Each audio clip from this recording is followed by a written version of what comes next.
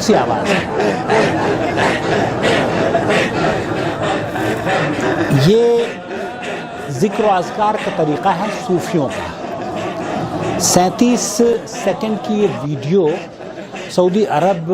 کے حوالے سے گشت کر رہی ہے، اور کہا جا رہا ہے کہ حکومت سعودی عرب نے یہودیوں کو اس بات کی اجازت دے دی ہے کہ وہ بیت اللہ کا طواف کر سکیں۔ سب سے پہلی بات تو یہ کہ بیت اللہ کا طواف کرنے کے لیے یہودی کیوں آئیں گے، نمبر 1۔ نمبر 2، یہ بے بنیاد خبر ہے کہ سعودی عرب نے یہودیوں کو، سعودی عرب خاص طور پر کفار کا داخلہ حرم مکی میں حرام ہے، اور وہاں پہرے دار الحمدللہ بیٹھے ہوئے ہیں۔ اگر کوئی چھپ چھپا کے چلا جاتا ہے تو ایک الگ بات ہے، لیکن قانونی طور پر یہ اور اسلامی نقطہ نگاہ سے بھی جائز نہیں ہے کہ کوئی غیر مسلم حرم میں داخل ہو۔ نمبر 3، ہم نے اس ویڈیو کے بارے میں یہاں ایک رپورٹ پیش کی تھی، لیکن بہت سے لوگوں نے کہا کہ جناب یہ تو آپ نے تو تعصب سے کام لیا ہے، یہ ان کو آپ کو حنفی نہیں کہنا چاہیے تھا۔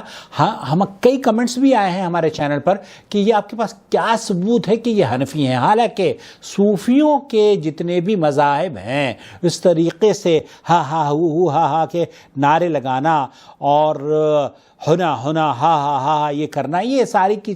یاہو یاہو وغیرہ وغیرہ، یہ صوفیوں کے لیے، احناف کے یہاں جائز ہیں، اور کسی بھی صوفی سے اگر آپ پوچھیں گے تو یہ کہے گا کہ ہاں بھائی یہ ہمارے بھائی ہیں، حنفی بھائی ہیں۔ لیکن بہت سے جاہل، بلکہ میں سمجھتا ہوں کہ جاہل نہ کہہ کر ان کو یہ کہا جائے کہ اللہ تعالیٰ نے انہیں حنفیت کے اس خطرناک مرض سے دور رکھا ہوا ہے جس کا نام تصوف ہے، اور جو ان کو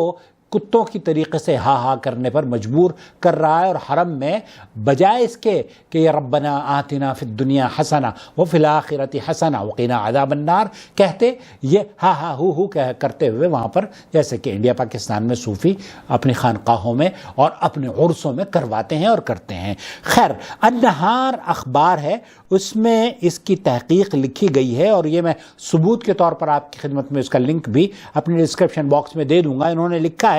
کہ یہ ویڈیو سعودی عرب کے خلاف پھیلائی جا رہی ہے۔ یہ دراصل 37 سیکنڈ کی ویڈیو 2017 کی ہے، اور ہم نے دمشق کے مفتی صاحب سے اس کے بارے میں جب گفتگو کری تو انہوں نے بتایا کہ یہ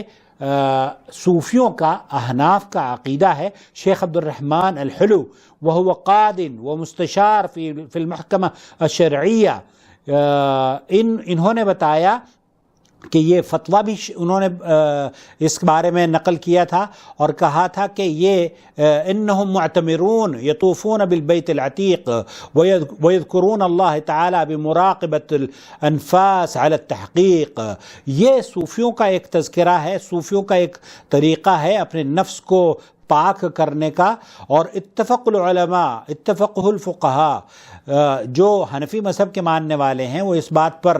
سب کے سب متفق ہیں کہ یہ طریقہ، جس طریقے سے یہ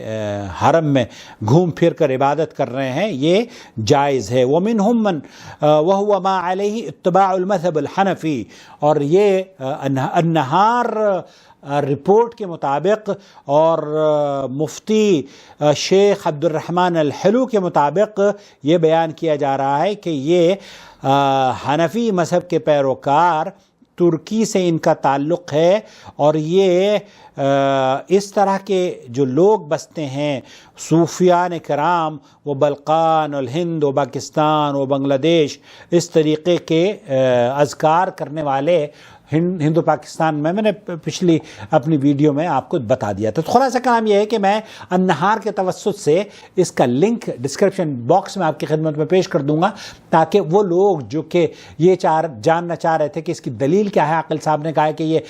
یہودی نہیں حنفی ہیں۔ جی بھائی میرے، یہ یہودی نہیں حنفی ہیں، اور حرم میں جو طواف کر رہے ہیں اور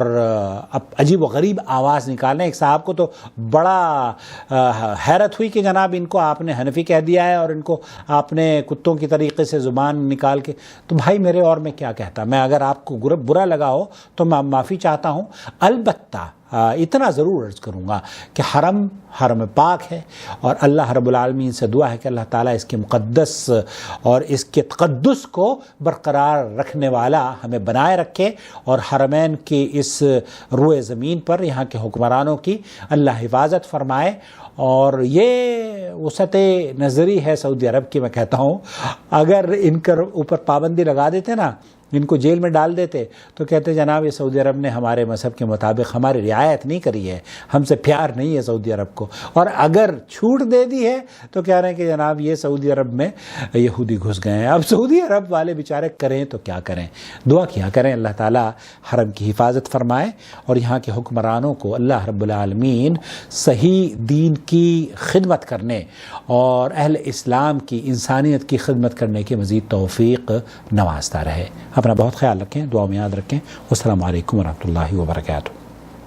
اللہ ولی الذین آمنوا یخرجهم من الظلمات إلى النور والذین كفروا أولیاؤهم